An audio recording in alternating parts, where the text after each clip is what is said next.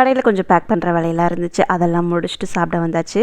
நேற்று நைட்டு வீட்டில் இடியாப்பம் தான் செஞ்சுருந்தாங்க, அது நிறையவே மீதியாகிடுச்சு. அதை தான் மார்னிங் வச்சு சாப்பிட்டுக்கிட்டோம்.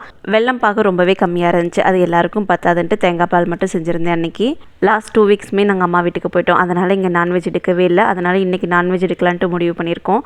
மட்டன் கொஞ்சமாக எடுத்துகிட்டு சிக்கன் ஒரு 2 கிலோ பக்கம் எடுத்திருந்தோம்.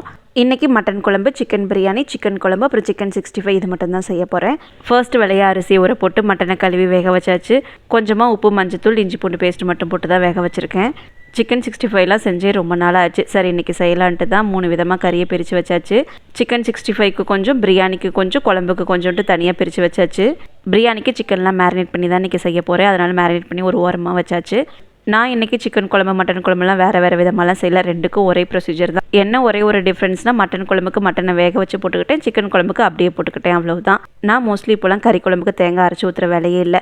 அரைச்சி ஊற்றாமலேயே அதோட டேஸ்ட் நல்லா இருக்க மாதிரியே இருக்குது. தேங்காய் அரைச்சி ஊற்றுனோம்னா அது குருமா மாதிரி போகிற மாதிரி ஒரு ஃபீல் இருக்குது, அதனால் நான் தேங்காய் ஊற்றுறதில்ல. ஒவ்வொரு அடுப்புலையும் மாற்றி கடகடன்னு செஞ்ச மாதிரி தான் இருக்குது. ஆனால் 2 hours ஆகிடுச்சு சமைச்சு முடிக்கிறதுக்கு. அவ்வளோதான், நெக்ஸ்ட் வீடியோவில் சந்திப்போம்.